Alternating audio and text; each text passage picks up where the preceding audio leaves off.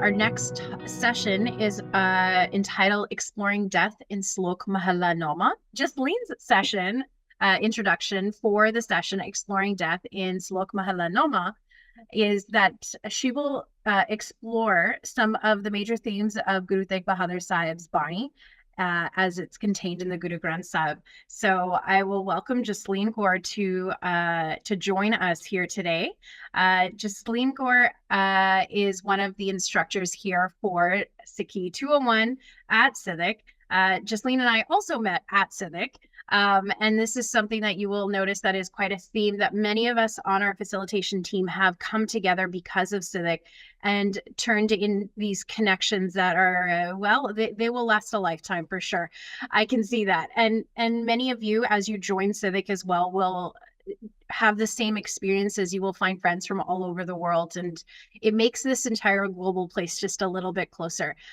So I am fortunate to have met these two wonderful human beings that live in completely different corners of the continent than I do. But Civic helps us to kind of reconnect and makes us a little bit closer, even though we're so far away. So I will turn this over to Jasleen to explore Salok Mahala Noma.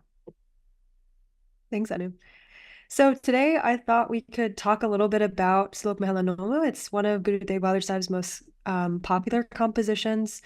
And there's a lot that's kind of understood or said about this composition in particular. So I thought we could do a little myth busting and a little bit of like talking about themes here. So before we get into that, I don't know. I guess I thought it would be helpful to reflect on how we kind of popularly understand death, whether we're Sikhs or not, whether we're religious or not, or have any kind of particular religious tradition. As you can see from the stock photo of the Grim Reaper, death in our kind of popular understanding is the thing that is quite scary to us. And even if we maybe feel well practiced at it because we've experienced it a lot through like loss of our loved ones, it's still a thing that we really struggle with. It feels like we have to kind of relearn how to cope. Every time that we experience it, it feels like a little bit of a new thing in its own way. In kind of the Christian tradition, Jesus is understood as the only person who has been able to defeat death, right? Like there's this idea that death must be defeated, a thing to kind of run away from and sort of, put off, whether that's through like, I don't know, our obsession with staying youthful forever and ever, or some other means. So it is this thing that we like all have to do eventually, right? But we're still all pretty scared of it. And even outside of kind of our paradigm, I would say, especially outside of our paradigm, death is kind of understood as this like aggressive thing that snatches us away. And in popular Sikh understanding, we see those kinds of imageries within bani, but we, I think, maybe misunderstand their invocations. So in popular Sikh understandings, we do tend to read that same popular fear back into the bani. So even in shabads that kind of reference our fear by playing into those images, we tend to get stuck on the images and not on the like later lines that tell us how to confront that fear. So we have these images of like death being on the prowl, of its mouth being wide open, of it seizing us by the hair, of us being devoured, of us sort of dealing with death as a thing that hovers over our heads. And there is this like kind of like very distinct imagery of kind of death as a looming thing, and also as a thing that kind of torments us. And so I think the tendency we have is to read back into bani our own fears that are mentioned for a very particular reason. So instead of seeing the shabad as a whole, which usually in these shabads I find like quite a lot of hope towards the end, at least, we tend to kind of read harshness and starkness into sort of explorations of death that are actually quite compassionate and like full of grace. And so the thing I kind of want to start off with before we get into kind of the details of it is that I really have felt that this bani in particular is like deeply loving, deeply gentle, even in its like urgency. even in its kind of like shaking us out of our own ignorance or lack of awareness, there is deep understanding of kind of the human condition and deep compassion for us as like people who live in the world and struggle with these things. And so I just want to kind of get that out of the way from the beginning, and then we can see how, like, in what specific ways this is a deeply compassionate body. So all that being said, let's get into it. I think the first thing that I want to talk about in terms of like key themes is this larger idea of like death as the greatest fear, fear of death as the greatest paralyzer, the thing that kind of causes us to be unable to like move in any direction. And also death as a reminder. So death as a reminder of our temporariness, death as a reminder that like we only have so much time with these bodies in this place. And so what can we do to prioritize remembrance and praise and identification of the one? And then also death as a universal experience. This is the thing that the Guru can speak to and can know that we all will relate to it, because we all have to experience this. And we do in multiple ways before death comes for us. And so I think that the sort of important thing here is that like maybe we understand Salok Mahala Nova as being about death, but I would say that Salok Mahala Nova is about using that universal experience of death as a way to urge us into a state of awareness and remembrance and praise and identification. These are words you're going to hear a lot over the next 20-ish minutes, but like this isn't a body that I would say is like about death. I think it's a body that uses death to bring us into a vaster understanding of what we can do with this time. And so death as this great reminder is really important. The bani starts with the Guru saying to us, addressing us in our minds, "You have not sung the virtues of the earth knower. You have wasted this human life in vain." Pretty strong start, pretty stark start. And the Nanak statement is, "O mind, sing praises of the one light with love, the way a fish yearns for water." I think the thing to maybe emphasize here is that in our like understanding, in our scheme of things, even if we're urged into a sense of sort of vastness or a vaster understanding of existence as like death is not the end, in our sort of everyday understanding, death does become this ending point for us, because we are such temporary beings who maybe can't see the bigger picture. And so, of course, then it is used as a reference point. Of course, then it is used as a way to kind of nudge us into movement or freedom. So something that a word, sort of nerdy word thing that occurs in this composition is the word gut is used for liberation. But the etymology of that word is rooted in ideas of movement.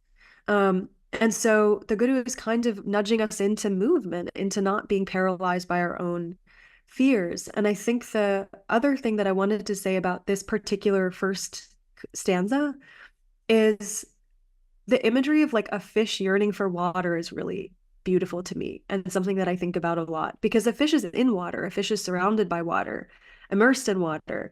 But it is that thing of like, once you're in it, the water kind of loses its like texture in a way, like you forget that you're in the water, right? Like this is a common image that we get a lot of the time.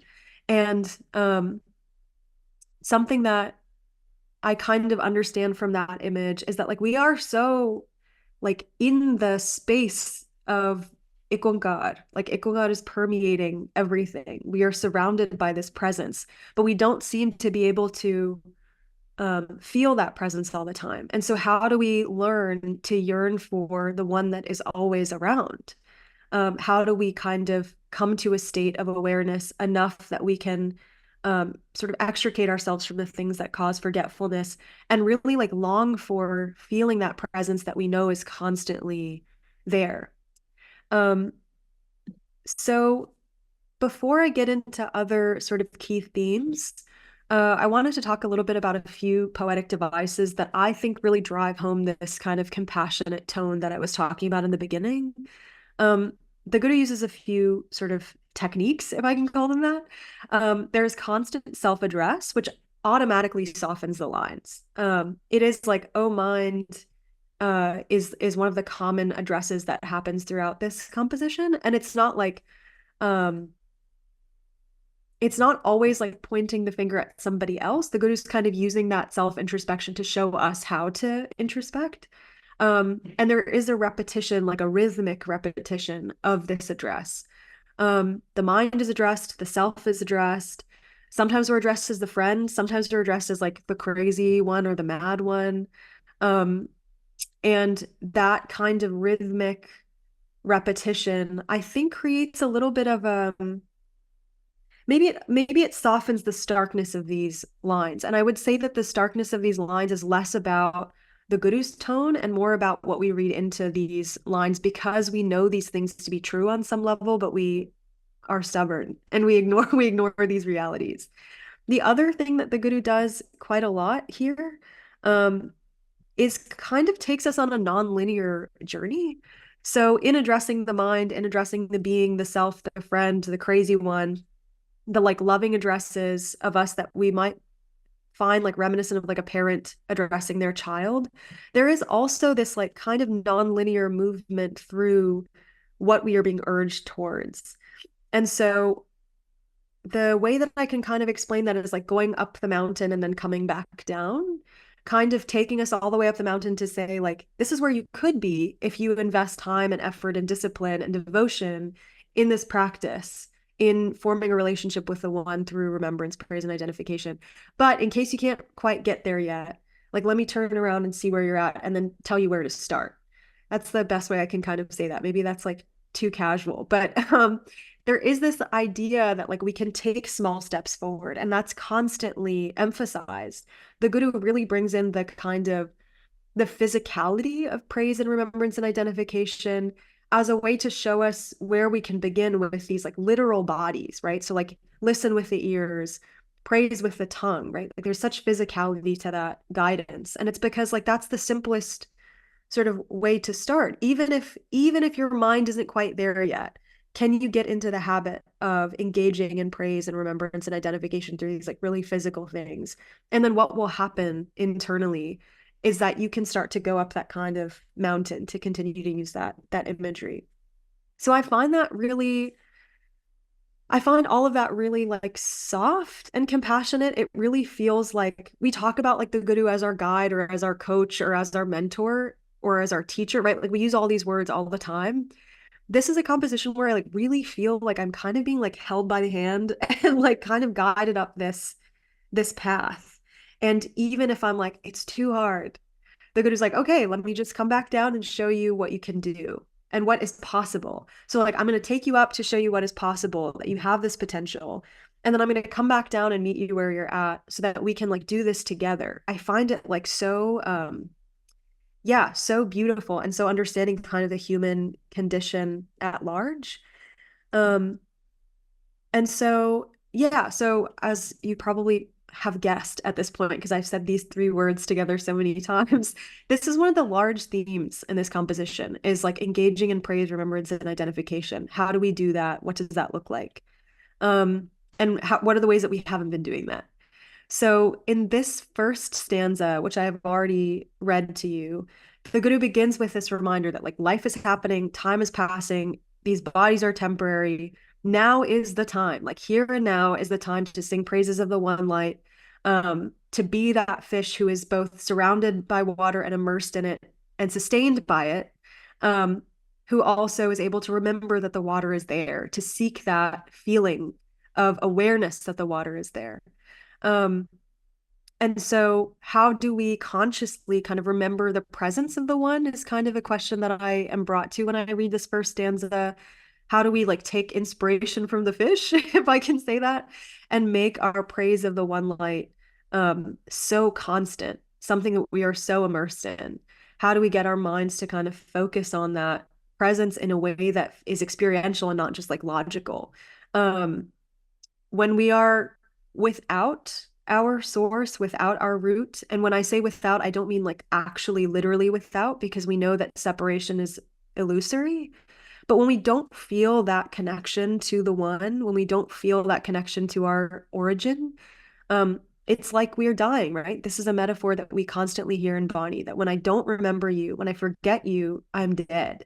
And so our purpose is to like really be alive in these bodies and in this time and in this world through that remembrance. And we don't need anything external to practice that remembrance. We need a relationship with the wisdom, with the Shabad, and we need like effort, discipline, and devotion.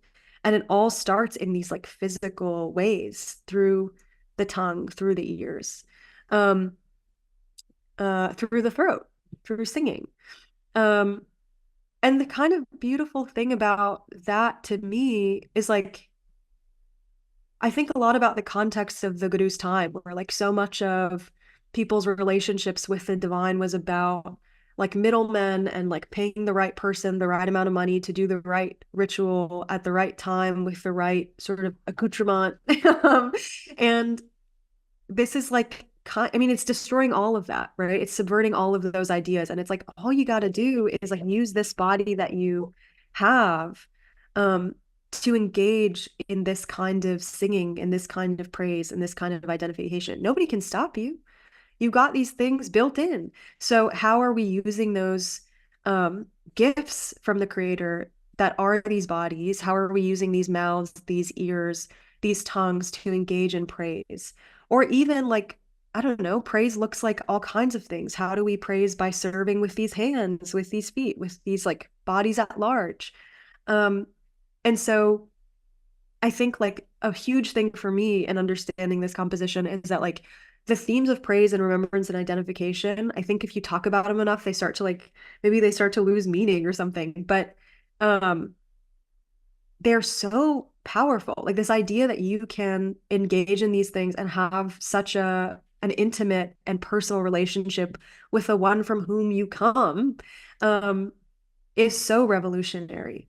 And there is this play of like, you are in the world for a reason, and to be detached from the kind of like wavering that happens because as part of the human condition does not mean that you don't use this time and this space to engage with the one in a way that's like meaningful and loving and intimate, in a way that changes you from the inside out.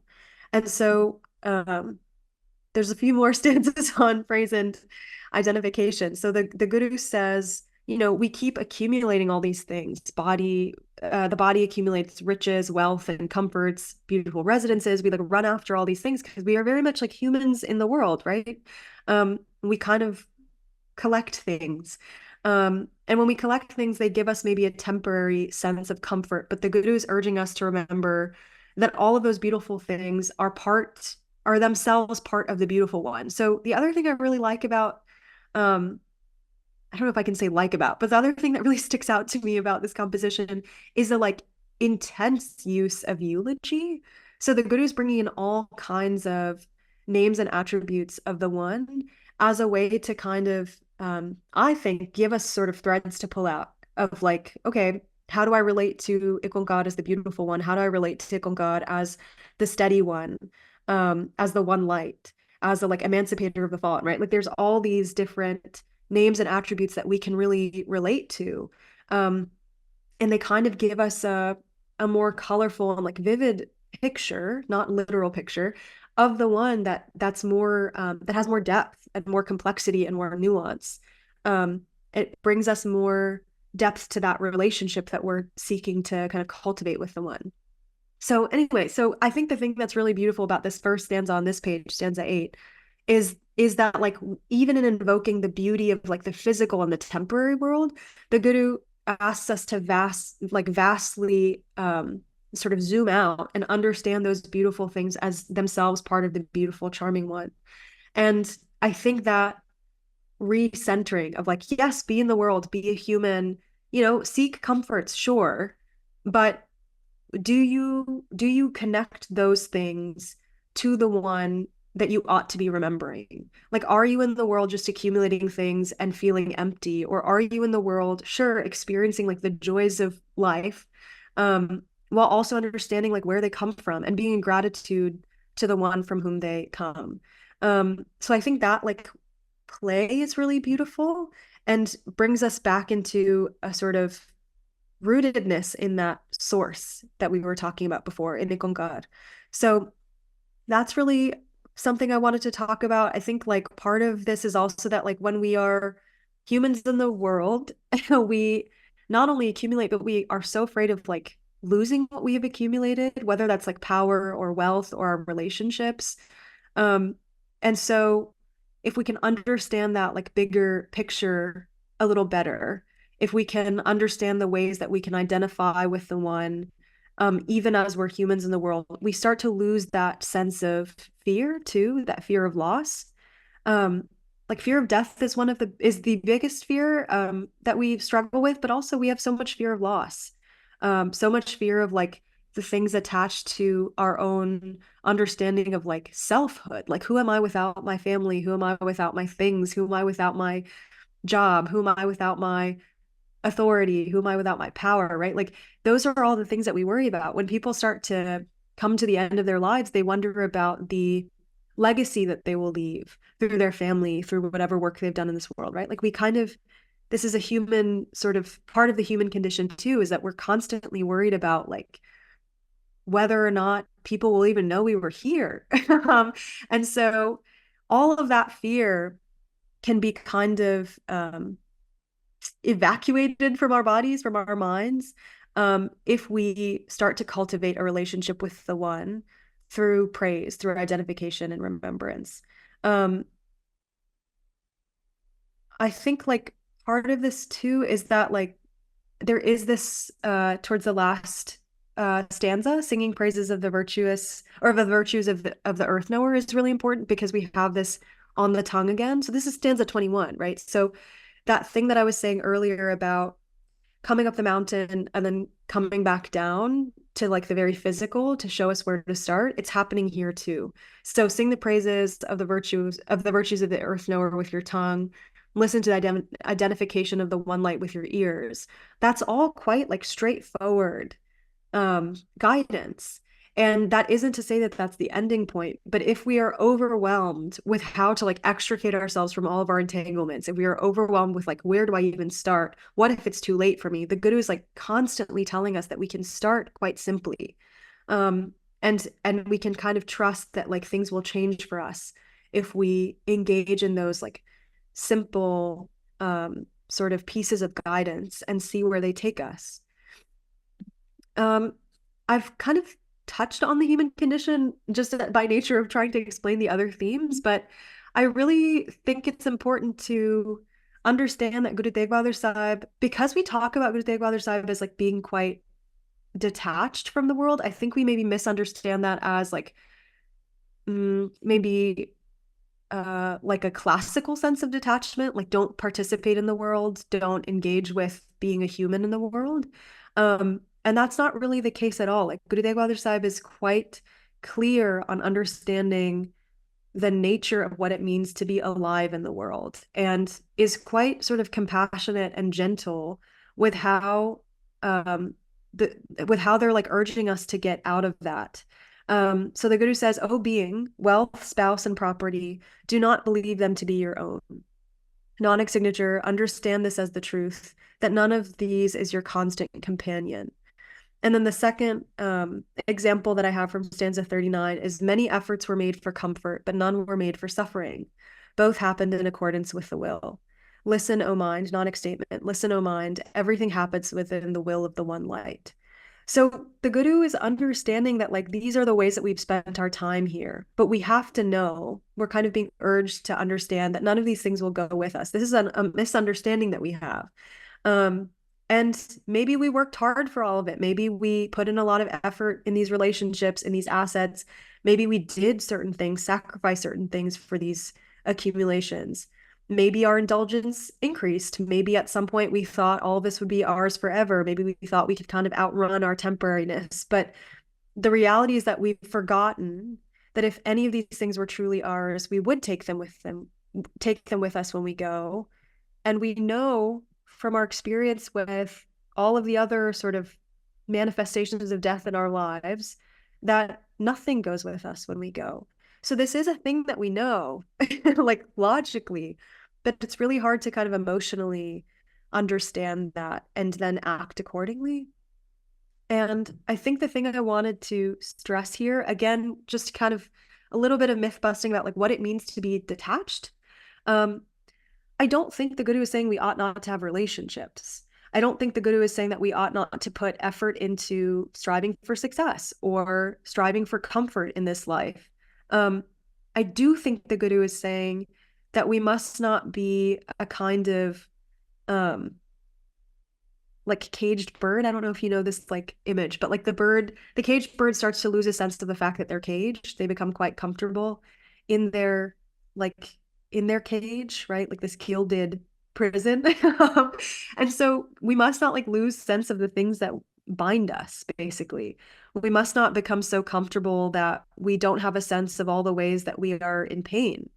Um, we have to understand that the things in front of us that maybe we are accumulating because we are people dealing in a world that is temporary and we are also temporary, we must understand that this is not all that there is, and ask ourselves like what it is that we're doing to work towards that which lasts, that which is outside of the cage, that which is like what we are really here for, which is, you know, a relationship with IkOankar, a relationship with the eternality of that one, with the beauty of that one. Because that's how we like really eliminate our pain. So there is such a deep understanding of the human condition that permeates these stanzas that I think is really important, because sometimes I think we are hard on ourselves in a way that feels like not productive. Like it's too late for me. I've absolutely just I've gone too far. I'm too entangled. There's no way to get out of this. I don't even know where I would begin, right? Like we tell ourselves these things. We're not worthy of changing our course so late in our lives. These are anxieties we might hear from our loved ones who are like literally on their deathbeds, right? Like I've done so many things wrong. There's no fixing it now. And the Guru is like, why don't we reflect on these things while we have this time and be a little bit more compassionate with ourselves about the ways that we're struggling. There's no stanza here that says like, it's too late. Sorry. You made your bed, now lie in it. Even at the very end, we're told, like, why don't you make an effort now? Why don't you see how you can cultivate that relationship with the one now in the ways that, like, in whatever ways praise and identification and remembrance look like for you. And that is like a deeply compassionate and sort of graceful thing, a thing that is full of grace. So that being said, the last sort of theme that I think is really important here is that it is never too late. So one of the kind of names or attributes that we really thought about as a team when we were working on this composition was Batat Udaran, because existing translations do like a emancipator or savior of the apostates or something that felt like quite Christian. And so we ended up doing emancipator of the fallen.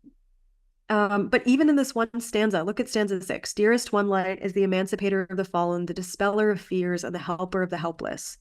Nanak statement, you ought to know that one who always dwells with you.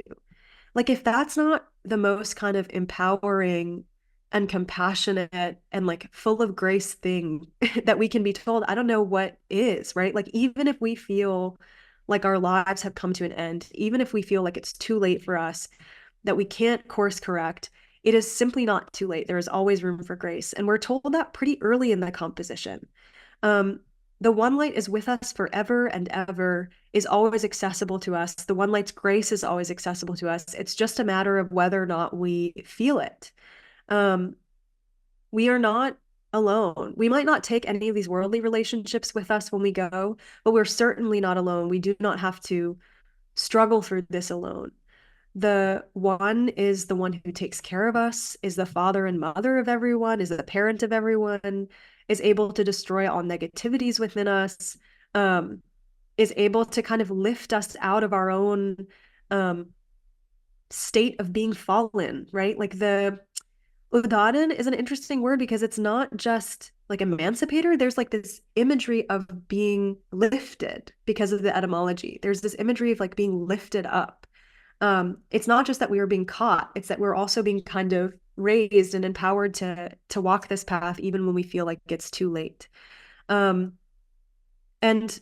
I think like the thing that's kind of alluded to here is that like even if we're full of like regret and sort of introspection that causes us to be more harsh on ourselves towards the end, this is not the time to pity ourselves, right? The Guru is saying like, you have so much support just from your relationship with IkOankar.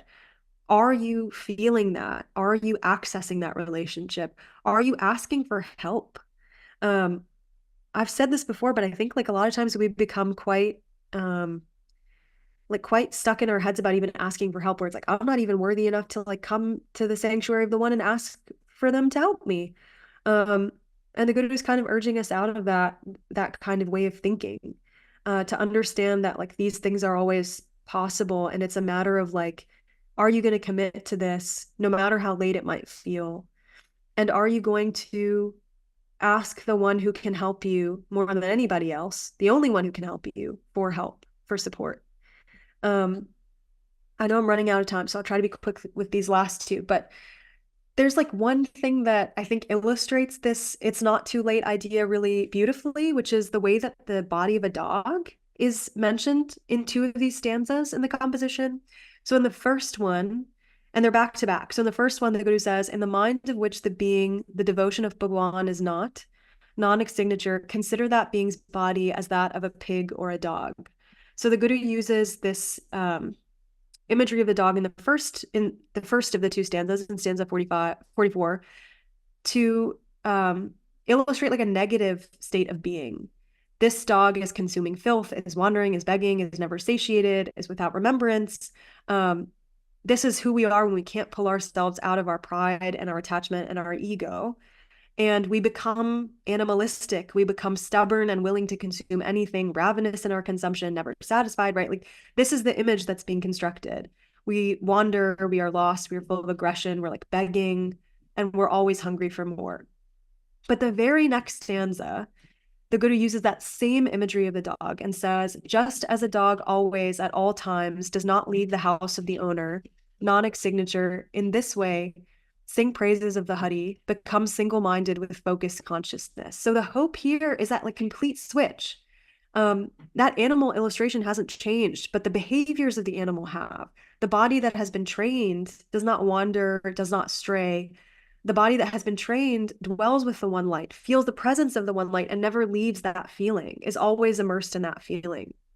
This is the way that we can think about what it looks like for us to change as human beings in the world when we engage in praise of the one light, when we focus our minds on the one, when we allow that praise to like permeate our every thought, word, and action. The body doesn't change, the behaviors change. We can be dogs whose behavior becomes beautiful. We can be bodies that used to be wandering and consuming filth, and we can become bodies that are loyal to the one, that feel the presence of the one, that have faith in that one, that have deep devotion for that one. And so I think like that imagery kind of says it all. Like we can make ourselves, we were talking about worthiness, like we can make ourselves worthy of being like adored by the adorable one, right? That's such a beautiful thing. There's nothing inherently wrong with us. It's about how we spend our time and what we engage ourselves in. And that is what makes the body either full of filth or full of beauty and presence of the one. So I do find this quite a hopeful composition. I find it quite a compassionate composition. I think it really gave me a new understanding of Guru Teghbahadar Sahib, like even as a personality, as somebody who is quite understanding of like the human condition in a way that, feels really empowering, I guess. That like image that I was saying of like feeling like when I read this composition or listen to this composition of like being kind of literally held by the hand and guided and like lovingly maybe being called crazy or mad. I think that, that really like has helped me form a relationship too with like Guru Teghbahadar Sahib as like a Guru personality in a way that I didn't expect to experience. So to kind of sum up, in this composition, Guru Teghbahadar Sahib takes us on a journey that like shakes us out of our own forgetfulness and distraction. The Guru urges us to practice remembrance, identification, and praise of IkOankar. We are repeatedly reminded of our temporariness and our limited time. But we are also reminded of the like profound gift of this time and these bodies, the ability to engage in praise and remembrance and identification. There is great urgency to this composition because we tend to put off this devoted effort until we are panicking towards the end of our lives. But we're still treated with gentleness and compassion and an understanding of our conditions. We are still reassured that it is not too late to walk this path of remembrance. We are reassured that to even begin walking this path can start quite simply with the physical praise, the physical listening of listening to praise. And we're reassured that like that one that we seek to have a relationship with is also the one who is the emancipator of the fallen, is the dispeller of fears, is the helper of the helpless. And we're taught to conceive of a detachment or a quote unquote renunciation that does not reject being a human being in the world, that does not like treat us with harshness, but rather asks us to recenter ourselves in an understanding of the vastness, of the eternality of the one, even as we are temporary beings. And we're shown to become ways to become like the one light, to become free and carefree. And we're inspired to kind of walk that path of, you guessed it, praise, remembrance, and identification. So the kind of parting questions I have, they're not meant to be like, I'm not asking you to answer them now, but they're just things that I've been reflecting on. So what will we do with these bodies and with this time? Will we learn the lessons death has to teach us? Will we foster a relationship with death instead of like only having a relationship of fear? And will we begin to walk that path of freedom, of praise and remembrance and identification with the one?